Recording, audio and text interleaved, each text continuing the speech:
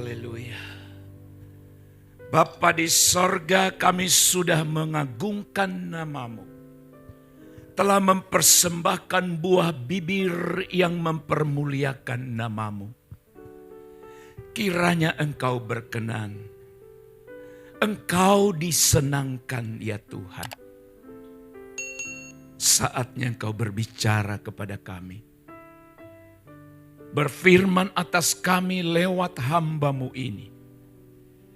Dan setiap kami sangat rindu akan sabda-Mu. Kami buka hati kami percaya firman-Mu akan mengubah hidup kami. Dalam nama Yesus kami berdoa. Haleluya. Amin. Amin. Silakan duduk. Bapak dan Ibu, rekan-rekan hamba-hamba Tuhan yang dikasihi Tuhan, firman Tuhan pada kesempatan ini saya beri judul waspada terhadap pembunuh impian Anda. Waspada terhadap pembunuh impian Anda. Bersama-sama kita akan renungkan satu ayat firman Tuhan dari Amsal 27 ayat 19. Firman Tuhan berkata demikian, saudara sekalian. Seperti air mencerminkan wajah, demikianlah hati manusia mencerminkan manusia itu. Saya akan tunjukkan kepada saudara satu terjemahan lain yang sangat jelas, yaitu firman Allah yang hidup. Jadi ada satu terjemahan yang bernama firman Allah yang hidup. Ayat itu berbunyi demikian. Wajah orang terbayang di dalam cermin. Tetapi keadaannya yang sebenarnya dapat dilihat dari macam mana teman yang dipilihnya. Tetapi keadaannya yang sebenarnya dapat dilihat dari macam teman yang dipilihnya. Saudara-saudara, ayat ini hendak memperingatkan kita tentang dengan siapa saudara berteman dan bergaul. Itu sebabnya tadi saya kasih judul renungan ini, waspada terhadap pembunuh impian Anda. Ini tidak sedang berbicara pembunuh tubuh, tidak. Tapi yang dibunuh atau yang dihancurkan adalah impian saudara. Maka perlu kita pahami saudara-saudara, ternyata ada dua kategori orang. Kedua kategori inilah saudara-saudara, setelah dengarkan firman ini menentukan, memilih teman saudara. Yang pertama adalah apa yang disebut dengan orang beracun. Istilahnya disebut toksik. Orang beracun. Jadi bukan hanya binatang yang beracun. Bukan hanya binatang tertentu yang ada racunnya. Bukan hanya tumbuhan tertentu yang ada racunnya. Manusia pun ada manusia beracun namanya. Orang-orang semacam ini, saudara-saudara, pikirannya selalu negatif. Orang beracun ini sekali lagi selalu memikirkan hal-hal negatif.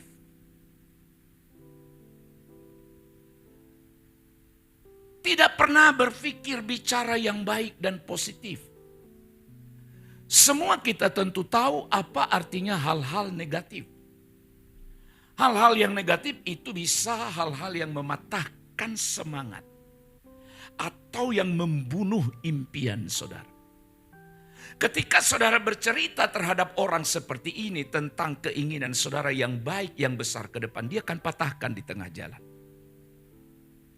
Ketika saudara hendak bercerita tentang sebutlah cita-cita atau rencana saudara pribadi ke depan terhadap orang yang beracun ini, maka orang ini akan mematahkan semangat saudara supaya tidak tercapai, melemahkan. Sehingga mau tidak mau kita harus sadar akhirnya dia akan menyedot energi positif kita. Energi positif kita artinya adalah gairah yang menggebu-gebu di dalam hati kita untuk melakukan, mengerjakan sesuatu, tapi tiba-tiba ini dihancurkan, disedot. Saya percaya semua kita pernah punya pengalaman seperti itu. Saudara menggebu-gebu untuk merencanakan sesuatu, bagus sekali menurut saudara. Tiba-tiba saudara berjumpa dengan seseorang, lalu saudara coba cerita mengenai rencana yang baik itu kepada orang itu. Lalu mulai dia katakan begini menurut saya ini dan ini dan ini. Jadi kesimpulannya tak mungkin kau bisa mencapai itu. Lalu saudara-saudara tadinya saudara datang dengan semangat. Tapi setelah berjumpa dengan orang yang beracun ini, maka saudara patahlah semangatmu.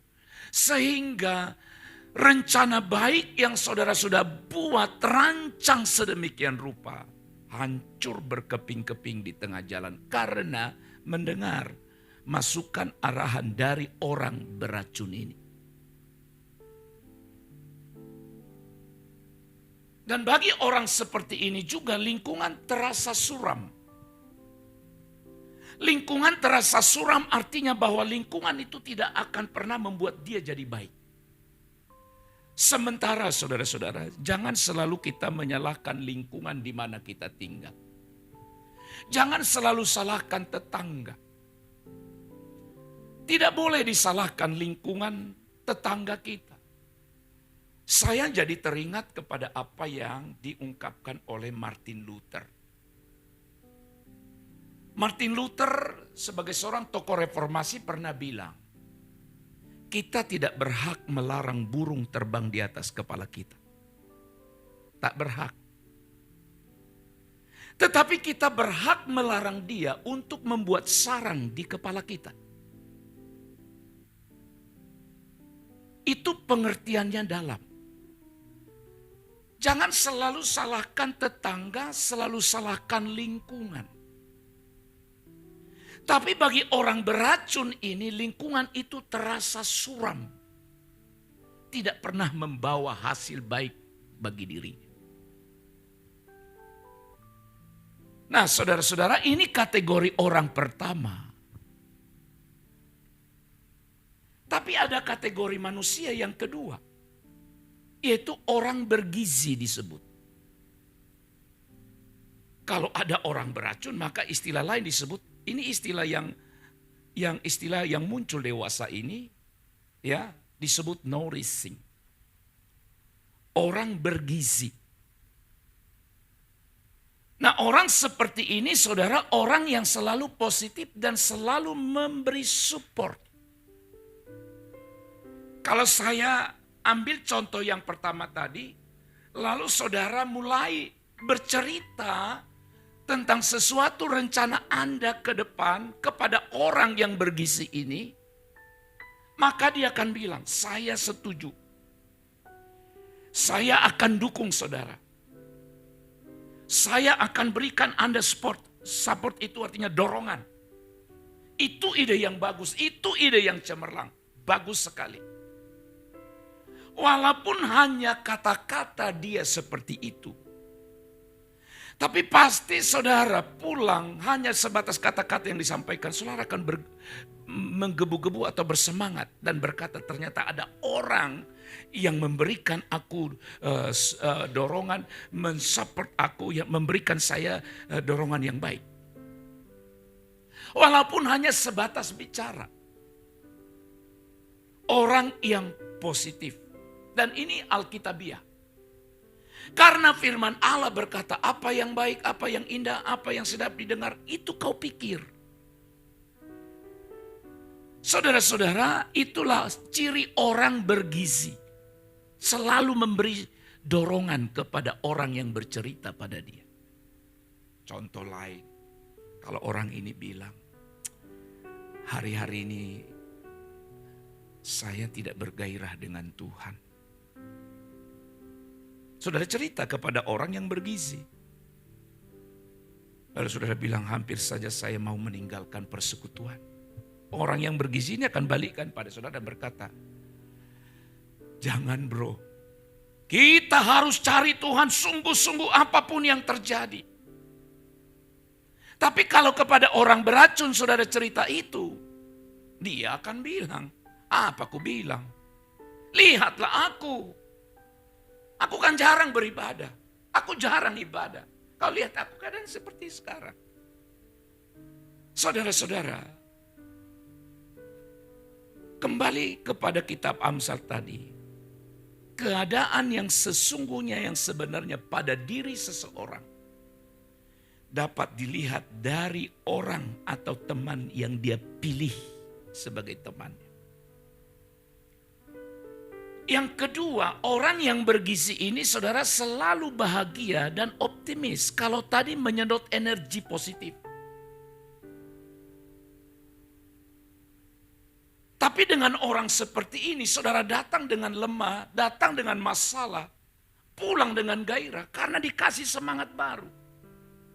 Itulah orang yang bergizi, bahagia, optimis, bukan pesimis.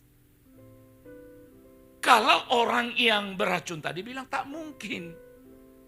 Mana mungkin. Itu kalimatnya. Tapi orang yang optimis ini bilang pasti bisa. Pasti bisa, pasti ada jalan keluar. Dan kalau orang beracun membuat lingkungan terasa suram, maka orang bergizi membuat lingkungan menjadi lebih baik dan nyaman. Itu bedanya. Saudara-saudara, ada seorang menulis yang tidak dikenal namanya, dia bilang, teman akan memperluas pandangan atau bahkan mencekik impian. Teman akan memperluas pandangan kita, itu kalau orang bergizi. Atau mencekik, membunuh impianmu. Itu kalau orang-orang yang beracun.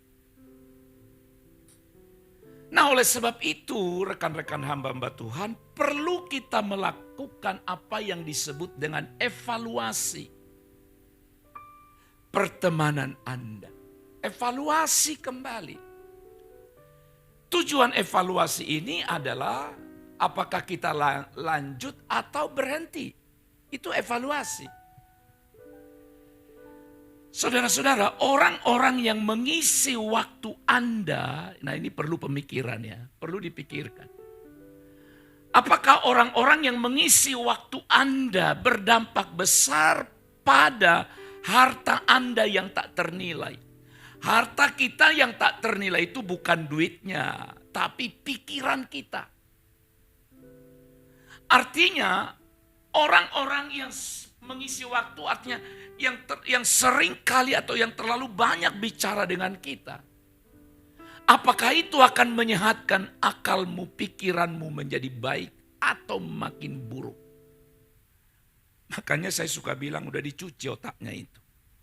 Itulah sindirannya. Tadinya dia baik. Orangnya tadinya baik. Lama-lama kok jadi aneh kawan ini. Berarti otaknya dicuci.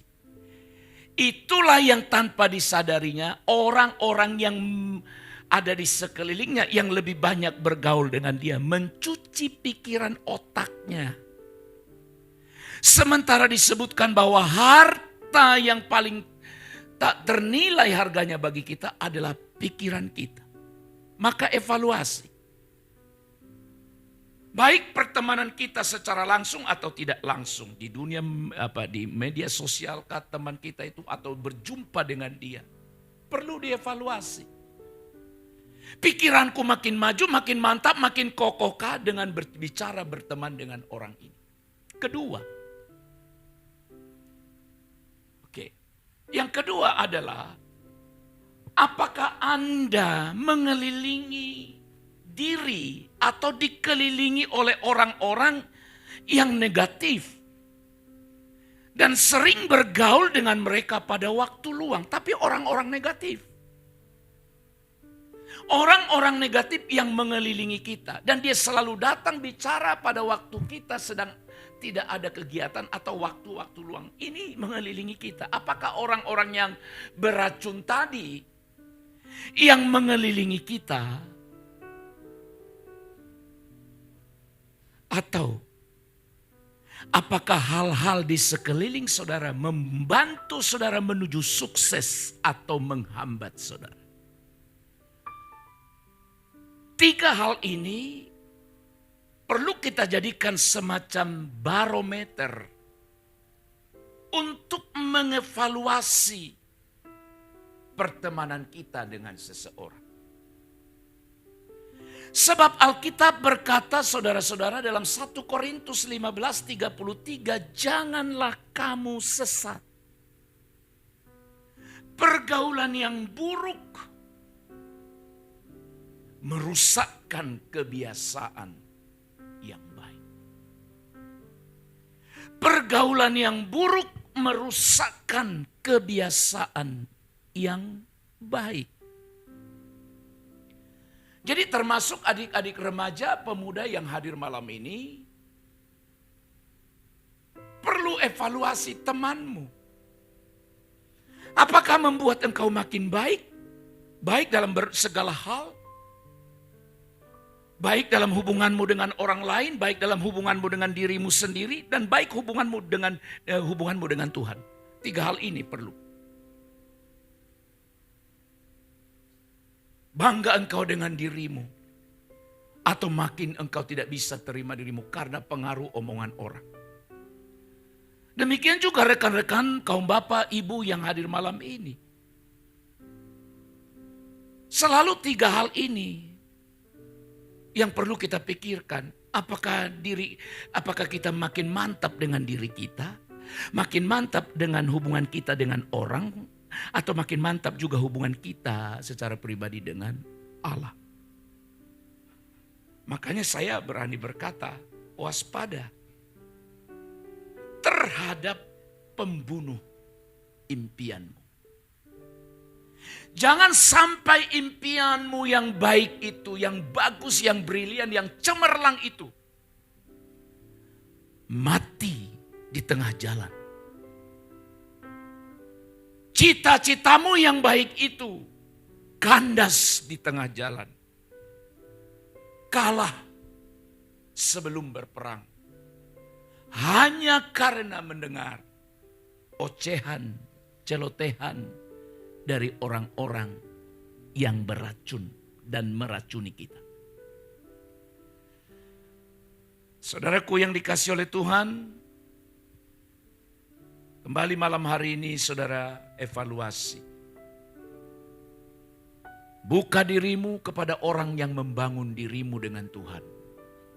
Membangun dirimu makin baik. Membangun dirimu mencintai usahamu. Buka diri berteman dengan mereka. Tutup diri bagi mereka yang mencoba mengalihkan, mengarahkan hal-hal yang positif dari hidup saudara menuju kepada hal-hal yang negatif. Sekali lagi firman Allah berkata, wajah orang terbayang di dalam cermin ketika kita bercermin. Tetapi keadaannya yang sebenarnya dapat dilihat dari macam teman yang dipilihnya. Sebab kita tidak akan jauh beda dengan teman yang akan kita pilih. Kalau saudara berteman dengan orang baik, makin baiklah engkau. Saudara berteman dengan orang pemarah, yakinlah lambat laun walaupun tadinya saudara orang yang sabar. Dan nama saudara sabar. Tapi ketika berteman dengan orang-orang yang tidak sabar, cepat atau lambat, saudara menjadi orang yang tidak sabar, menjadi orang pemarah dan lain sebagainya. Jangan kamu sesat, Pergaulan yang buruk merusakkan kebiasaan yang baik. Pilihlah teman yang memperluas pandanganmu dan bukan mencekik, mematikan, membunuh impianmu. Amin. Terima kasih untuk firman yang mengingatkan kami. Kami bersyukur untuk orang-orang yang Tuhan tempatkan di sekeliling kami sebagai orang-orang yang baik, yang mendukung kami, yang memotivasi kami sesuai dengan kebenaran pada saat ini. Tuhan Yesus menolong kami supaya teman kami menjadi teman baik kami dalam memacu kehidupan yang lebih baik. Memperluas pandangan kami, bukan mencekik impian kami. Kiranya Tuhan memampukan dan menolong kami. Dalam nama Yesus kami berdoa. Amin. Amin.